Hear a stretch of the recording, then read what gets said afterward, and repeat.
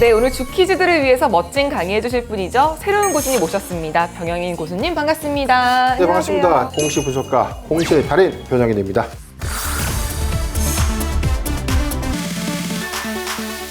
공시 전문가? 네, 맞습니다. 공시 전문가 처음 듣지 않죠? 처음 들었어요. 처음 들었습니다. 네. 공시 전문가는 아마 없을 거예요. 제가 2020년도에 처음 공시 전문가 타이틀 갖고 좀 공시 네. 대한민국 1호 공시 전문가? 네, 이게 지금 시점에서 아마 저만큼 공시를 통해서 이 주가를 예측하는 전문가는 아마 없지 않을까.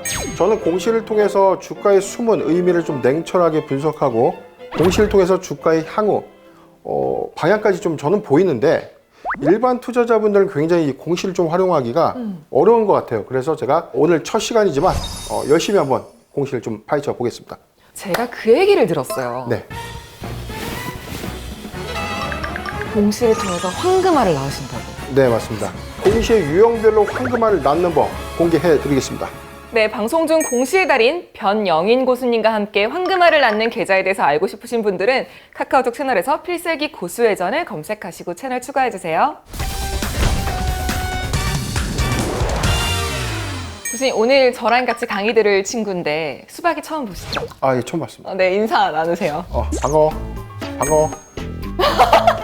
고수님. 그렇게 하는 게 아니에요. 아무리 재무제표를 찾아보고 뭐 차트도 보고 뉴스를 봐도 수익을 내기가 참 힘들다는 분들이 많은데 그래서 제가 좀 등장을 한 겁니다. 공시를 기점으로 보면 정확하게 이 회사의 향후 전망과 현재 회사의 상태를 알려줄 수 있기 때문에 저는 이 뉴스보다는 공시를 좀 제대로 보는 것이 중요하다라고 좀 말씀드리겠습니다. 공시 제대로 알고 제대로 쉽게 이해할 수 있도록 오늘 첫 이 시간부터 함께 하신다면 네. 충분하게 이기는 투자 꼭 이룰 수 있습니다. 그럼 어떤 공시가 황금알을 낳는지 이런 공시 뜨면 매수콜, 황금알 낳는 호재 공시. 첫 번째, 신규 시설 투자. 이게 굉장히 좀 중요한 부분인데 우린 단순하게 회사에서 회사가 투자를 했구나 여기서 끝나요. 그런데 신규 시설 투자 우리가 제대로 두 가지 포인트만 기억을 하면 돈을 벌 수 있습니다. 첫 번째, 자기 자본 대비 투자 비중은요 크면 클수록 좋다. 회사의 자본이 100억에 불과한데 1000억, 2000억짜리 신규 시설 투자를 할 수가 없죠. 만약에 그런 투자도 가능하다는 것은 외부 자금 조달을 해야 되는데 회사의 외형에 맞춰서 투자를 하기에는 한계가 있기 때문에 자기 자본 대비 높은 비중의 투자 비중이 굉장히 좀 중요한 포인트고요. 가장 중요한 포인트입니다. 투자 기간의 핵심은 종료일을 꼭 체크하라. 투자 기간은 업종에 따라서 좀 다르다. 그렇기 때문에 투자 기간이 길다, 짧다에 대한 어떤 관점보다는 투자 기간 종료일에 우리가 포인트를 둬야 된다. 가령 A 회사가 투자를 결정했는데 2023년도 12월 말에 공장이 지어진다. 그렇다면 2024년도 1월부터는 본격적인 생산이 가능하다는 것이죠. 2024년도부터는 굉장히 좋아질 수 있겠구나 라고 예측할 수 있는 것처럼 투자의 기간보다는 투자 종료일을 먼저 좀 체크하는 습관이 좋다라고 좀 말씀드리고 싶습니다. 최근에 어떤 게 있었어요, 예시가? 네, 에코프로비엠의 공시를 좀 보면 2020년 6월에 공시가 좀 나왔거든요. 신규 시설 투자 금액 전체 865억 원의 이 투자 금액을 좀 결정했는데 회사 자기 자본의 23.3%에 해당되는 수치였습니다. 자, 이 부분이 결코 적지 않은 금액이긴 하지만 이게 최초 투자 공시 관점에서는 이 이후에 추가적인 이 신규 시설 투자를 좀 늘렸다. 즉 자기 자본 대비 투자액을 점진적으로 좀 늘리기 전 최초 공시다라는 관점에서 시사점이 좀 있고요. 투자 기간은 2022년 5월 31일까지였어요. 2022년도 우리가 최근 주가를 좀 보면 2022년 5월 이후에 신고가 좀 갱신했던 이력이 있었던 만큼 에코프로비엠은 최초의 신규 시설 투자 이후에 종료일 관점에서 주가가 상당히 올랐음을 우리가 확인해 볼 수 있는 것입니다. 이런 공시 뜨면 매수콜, 황금알 낳는 호재 공시. 두 번째, 단일 판매, 공급 계약 체결. 좋아 보여요. 네, 제가 여기서 문제 하나 좀 내드리겠습니다. 단일 판매 공급 계약 체결 공시는 우리가 흔히 말하는 수주 공시가 맞다. O, X. 정답입니다. 네, 우리가 이 종토방이나 뉴스 네. 우리가 수주 공시를 체결했다, 얼마 100억 원대, 200억 원대 수주를 따냈다, 이런 표현들이 이 수주 공시와 단일 판매 공급 계약 체결 소식은 같다라고 좀 이해하시면 되겠습니다. 네, 수주 공시의 핵심 포인트는요, 최근 매출액 대비 계약 비율 그리고 공급 기간을 반드시 확인하라.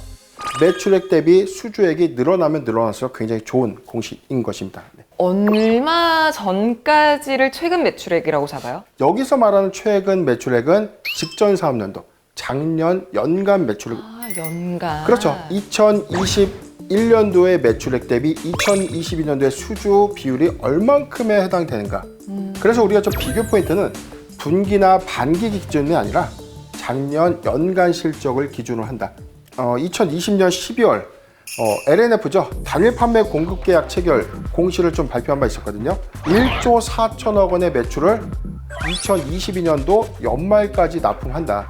그렇다면 2021년도와 2022년도에 나눠서 납품을 한다고 가정했을 때 추가 매출 비중이 7천억 원의 매출이 2021년도에 인식되고 2022년도에 7천억대 매출이 또다시 인식된다면 2021년도부터는 매출 1조를 달성할 수 있다라고 예측될 수 있는 상황입니다. 실제 2021년도에는 1조 원에는 좀 채 못 미쳤어요. 2022년도에는 사상 처음으로 1조 원대 매출이 유력하다. 네, LNF 8월 22일자 신규 시설 투자 공시를 했거든요. 6,500억 원 규모의 신규 시설 투자를 결정했는데 이게 캐파 증설을 위해서 제3공장에 투자를 한 것입니다.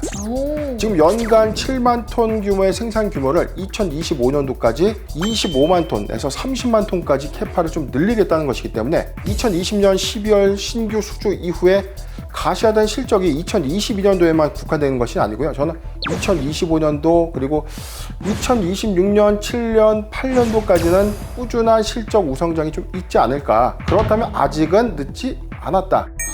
LNF는 이러한 관점에서 우리가 이야기하는 호재 공시의 유형들을 모두 다 수반하고 있다는 점도 좋은 포인트가 아닌가 판단을 해봤습니다.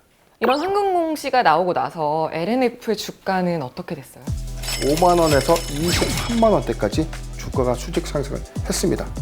이런 가치 반영을 우리가 선행해서 공시를 정확하게 보고 매수를 했다면 거의 뭐 시세차익 관점에서 4배 이상 주가 좀 상승했다. 이 점을 참고하셨으면 좋겠습니다. 고수님이 확실히 국내 1호 공시 전문가라고 하셔서 그런지 네. 진짜 알려주시는 것마다 쏙쏙 이해가 돼요. 네, 제가 이 황금알 낳는 비법을 오늘 처음 공개했는데 네. 아직도 좀 공개하지 못한 많은 내용들이 좀 있으니까요. 좀 아끼면서 하도록 하겠습니다. 아끼지 마세요. 이런 공시 뜨면 매수콜, 황금알 낳는 호재 공시 세 번째. 연결 재무제표 기준 영업 실적? 네, 영업 실적 공시의 핵심 포인트는 매출액, 영업손익의 증감치만 체크하자. 이 영업 실적을 전년 동기랑 비교를 해야 되는지 아니면은 뭐 분기 대비해서 증감치를 우리가 좀 체크하다 보면 이게 업종에 따라서 계절적인 성수기와 비수기가 좀 다르죠. 그래서 분기보다는 그래도 전년 동기에 대비해 어떤 증감치가 더 체크하는 요인이 맞지 않나 이렇게 판단을 합니다. 단 이것은 지난 분기, 전 분기 대비 실적의 증감치를 확인해야 되는 섹터가 분명 있습니다. 자, 그 섹터는 바로 무엇일까요? 갑자기 바쁜 골든벨이네? 수박이 너는 뭐라고 생각하니? 일단 어색해. 3, 2, 1 정답은요? 거의 99% 정답이에요. 거짓말. 정답입니다. 진짜요? 왜냐면 네. 정답은 바로 리오프닝주예요. 리오프닝 관련주의 관점에서는 지난 분기 대비 얼마만큼 빠르게 손익을 회복하고 있냐, 즉 적자를 얼마만큼 줄이고 있냐, 이 부분이 중요한 체크 포인트다. 그러면은 전년 동기 대비 영업 실적 증감치를 보라고 하셨는데 네. 그럼 이 공시를 통해서 본 예시가 있을까요? 과거 HMM이 있었습니다. 2020년 8월 공시였었는데 매출액은 1.6%가 좀 감소됐어요. 그런데 영업이익은 1,387억을 기록하면서 흑자 전환을 하게 된 겁니다.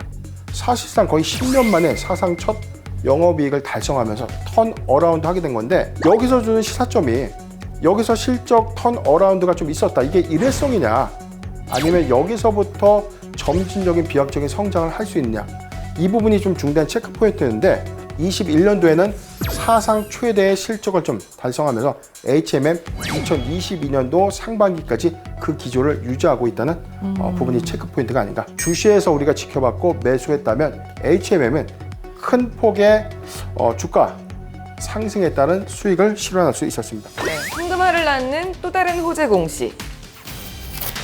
조회 공시 요구. 그러니까 이거를 요구한다는 것 자체가 별로 안 좋게 들려요. 쉽게 말해서 한국거래소가 회사에 당신 회사에 무슨 일이 있습니까? 라고 물어보는 거예요. 근데 조회 공시 요구의 핵심 포인트입니다. 미약정 공시는 반드시 놓치지 말 것. 흔히 조회 공시는 세 가지 유형의 답변이 있어요. 확정과 미약정과 사실무근 중요 종목 없다. 가령 A 회사가 금강을 개발해서 금강 개발을 취득할 것이다 라고 이 보도자료가 있었습니다.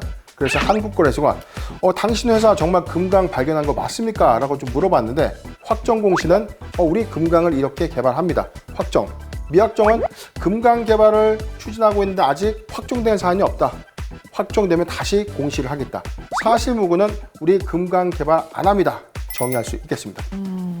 그런데 조회 공시 요구는요, 회사의 답변에 따라서 모멘텀이 달라집니다. 확정 답변의 경우에는 이 재료 소멸 관점 때문에 기대감에 주가가 올랐는데 확정 답변 이후에 오히려 너무 싱겁게 주가의 상승이 좀 저해될 수 있어요. 두 번째, 미확정 공시는 이런 기대감을 충분히 가져갈 수 있죠. 이 금강에 대한 추정치가 얼마인지는 모르겠지만 우선 정말 좋은 것 같아 라고 투자자들이 사모으는 관점. 자, 그래서 미확정 공시는 단기 모멘텀으로 좀 작용될 수 있고요. 이게 정확한 기법은 아닙니다. 그런데 주시할 필요는 있다. 조회 공시의 재공시 기한을 면밀하게 체크하면서 추세 대응을 하다 보면 충분히 단기 수익을 실현할 수 있는 가능성이 크다. 이 점을 참고하셨으면 좋겠습니다.